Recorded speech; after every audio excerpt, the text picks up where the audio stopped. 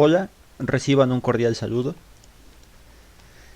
Esta serie de videos trata de explicarles lo que es el análisis dinámico modal espectral. Y les había comentado que para explicarlo como tal teníamos que resolver y plantear y asimismo explicar los siguientes dos temas.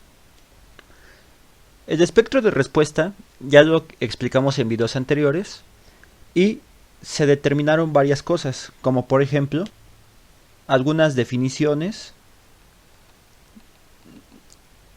que se obtiene. También hablamos de sus características, de sus propiedades y de algunas otras cosas. Entonces, ya no vamos a seguir hablando del espectro de respuesta, porque ya explicamos, a mi parecer, lo suficiente para poder proseguir con el siguiente tema, que denominaremos y que se conoce más bien como superposición modal.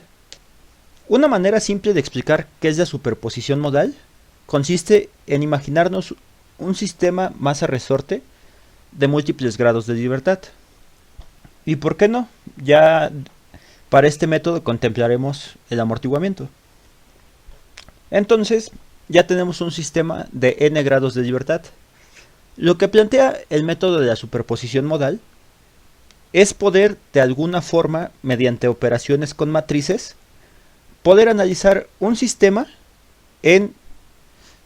A ver, para esto primero, sabemos que nuestro sistema que estamos viendo en pantalla de múltiples grados de libertad le corresponde una coordenada generalizada. Con esto me refiero a que cada una de las masas va a tener una coordenada generalizada que representa el desplazamiento lateral. Si nosotros vamos de abajo hacia arriba, la masa 1 tiene un desplazamiento x1, la masa 2 tiene un desplazamiento x2, la masa 3 tendrá un desplazamiento x3 y así sucesivamente hasta que lleguemos al desplazamiento x n-1 y al desplazamiento final. Asimismo, sabemos que cada cantidad de movimiento se relaciona con la siguiente por medio de la derivación. Así que si derivamos el desplazamiento, obtenemos la velocidad. Y de igual forma, si derivamos la velocidad, conocemos la aceleración. Asimismo, vamos a recordar que ya habíamos planteado la ecuación de movimiento para múltiples grados de libertad cuando el sistema no tenía amortiguamiento. Y eso nos había conducido a esta ecuación, donde recordemos que, bueno, esto lo habíamos puesto como m mayúscula, pero recordemos que todas las cantidades referentes a la masa, a la rigidez, estaban contenidas en estas matrices. Y en los vectores teníamos contenido los desplazamientos y las aceleraciones. Y asimismo, si nuestro sistema hubiera estado excitado ante una carga externa, también tenemos un vector que contempla dichas cargas. Cuando el sistema contempla amortiguamiento de igual forma, podemos expresar la ecuación de movimiento cuando se tienen múltiples grados de libertad, y lo único que hay que hacer es reescribir un término que irá en medio de la masa y la rigidez multiplicado por un vector que contiene a las velocidades. Esto se traduce en tener la siguiente ecuación, que como podemos ver, lo único que se hizo fue agregar el término que está en color rojo, que es una matriz de amortiguamiento multiplicado a un vector de velocidades.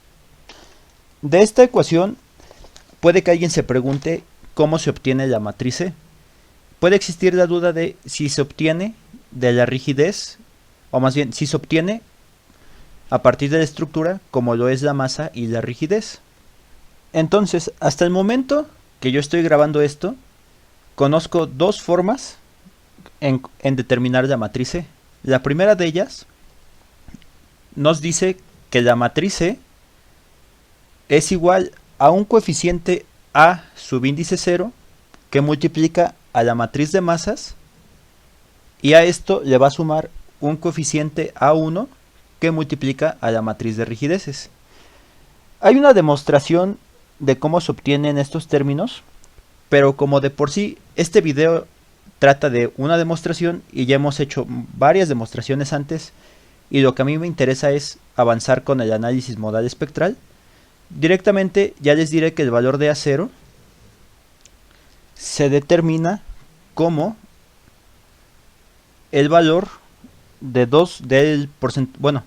el valor del porcentaje del amortiguamiento que multiplica a dos veces la frecuencia I y la frecuencia J. Y esto está dividido entre la suma de dichas frecuencias. Y el valor del coeficiente A1 es determinado mediante el porcentaje de amortiguamiento multiplicado a 2 sobre la suma de las frecuencias.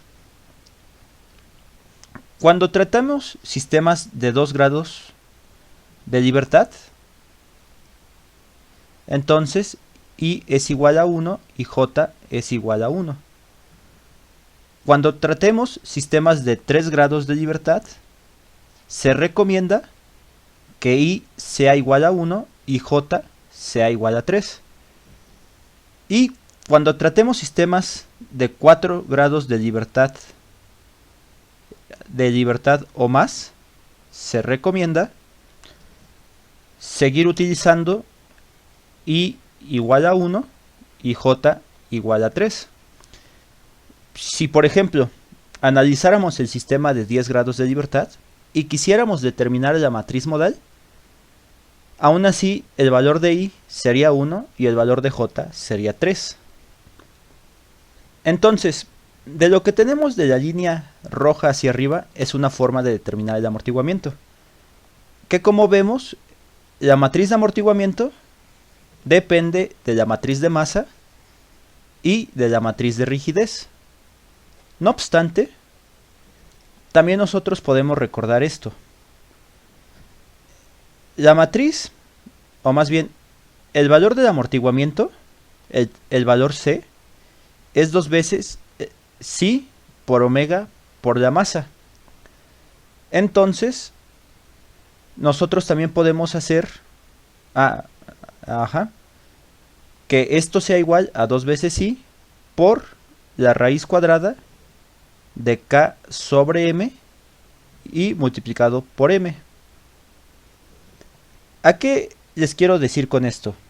Nosotros vamos a obtener, mediante el método de la superposición modal, coeficientes que nos permitan obtener la rigidez y los valores de la masa para obtener los valores de C. Pero eso va a venir más adelante. Primero necesitamos ver propiamente el método de la superposición modal. Entonces aquí le pondré que se ilustrará mejor cuando se aplique la superposición modal. De momento esto puede resultar muy abstracto, pero ya cuando entiendan qué es la superposición modal, quedará más claro esto. Retomando nuestro tema, nosotros dedujimos que un sistema de múltiples grados de libertad puede ser estudiado mediante la ecuación diferencial que están viendo en la parte inferior izquierda. Y aquí es donde resulta pues algo complejo poder resolver esta ecuación. Por ejemplo, si le expandimos esta ecuación a un caso de 3 grados de libertad, nosotros tendríamos esto. Vamos a recordar que la matriz de masa era una matriz diagonal y se va a ver de esta forma que estoy escribiendo. Y obviamente esto está multiplicado al vector de aceleraciones, que será la aceleración 1, la aceleración 2, la aceleración 3, y ahora ya tendremos amortiguamiento. Y no presentaremos una matriz diagonalizada entre comillas, sino presentaremos una matriz que se pueda ver más o menos así. Es decir, vamos a introducir la matriz de amortiguamiento y podemos tener algo como C11, C21, C31, en la siguiente columna C12, C22, C32 y en la siguiente columna C13, C23 y C33.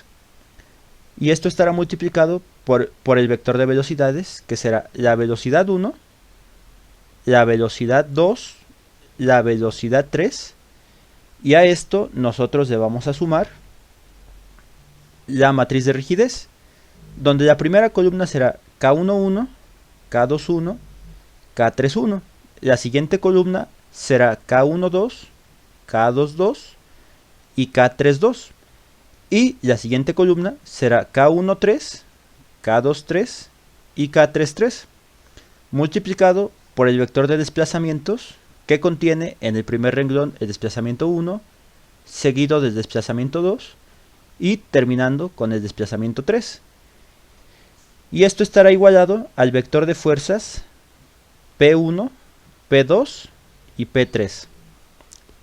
Si nosotros vemos y desarrollamos esto, pues tendríamos tres ecuaciones, pero se complicaría un poco porque las ecuaciones que obtendríamos serían estas.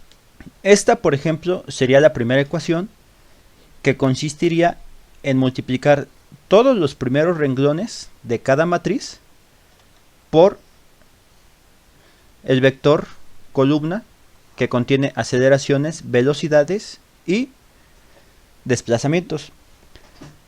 Aquí realmente podría seguir reescribiendo las otras dos ecuaciones que me faltan, pero lo que verdaderamente quiero que quede claro es que nosotros tenemos que resolver esta ecuación para la variable o para las variables aceleración, velocidad y desplazamiento, pero tenemos tres términos de cada uno. Entonces vemos que las ecuaciones están acopladas.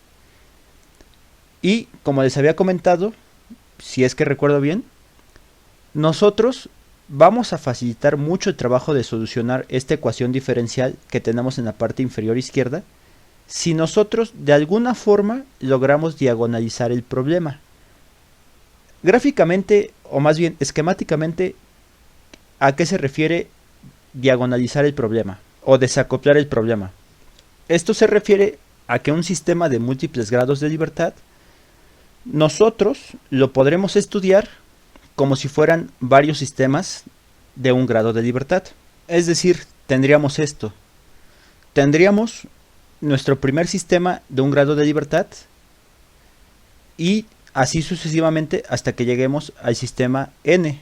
Es decir, tenemos el sistema de un grado de libertad número 1, el sistema de un grado de libertad número 2, el sistema de un grado de libertad número 3, y así continuaremos hasta el sistema de un grado de libertad número n-1 y el sistema de un grado de libertad n,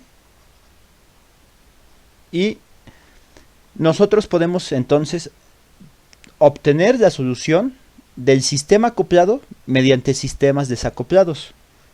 Únicamente que hay que considerar que el sistema acoplado presenta cantidades de movimiento en el espacio, si lo queremos decir así, de cantidades relativas.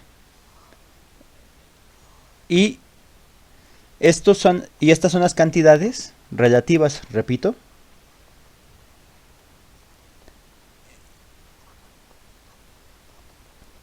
Pero los sistemas desacoplados no se manejan en función de cantidades relativas.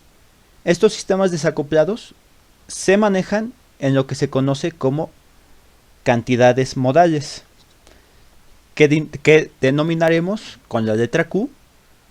Y si las variables Q determinan desplazamientos modales, que inclusive lo colocaré aquí, K subíndice I representa desplazamientos modales.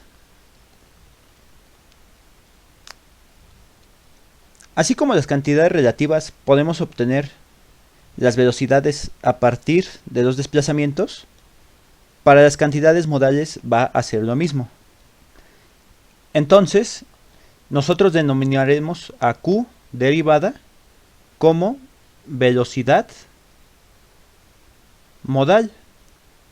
Y finalmente, resulta evidente que si puedo obtener la velocidad a partir del desplazamiento modal, lo mismo puedo hacer para obtener la aceleración. Entonces, a Q y de aceleración lo denomino aceleración modal. Entonces, si nosotros queremos ver cuál es la ecuación de esta cosa, antes de eso necesitamos recordar la ecuación del sistema acoplado, que es esta de aquí. La ecuación que tiene las cantidades modales es una forma similar a esta. Es decir, voy a tener una matriz de masa multiplicado al vector de las aceleraciones modales sumado a la matriz de rigidez que a la matriz de amortiguamiento que multiplica a la velocidad modal y que sumado a la rigidez por el desplazamiento modal me va a dar una fuerza que igualmente es un vector. Pero no hay que confundir. Las matrices de masa, amortiguamiento y rigidez que están para el sistema acoplado y las que están para el sistema desacoplado no son las mismas. Entonces, llamémoslas como M subíndice D, C subíndice D y K subíndice D para diferenciarlas. Y de igual forma, el vector de fuerzas no será el mismo. También lo denominaremos P subíndice D, por decir algo. Entonces, el método de la superposición modal me permite transformar de un sistema acoplado a un sistema desacoplado. Pero el video ya superó los 15 minutos, entonces eso lo voy a explicar en un siguiente video.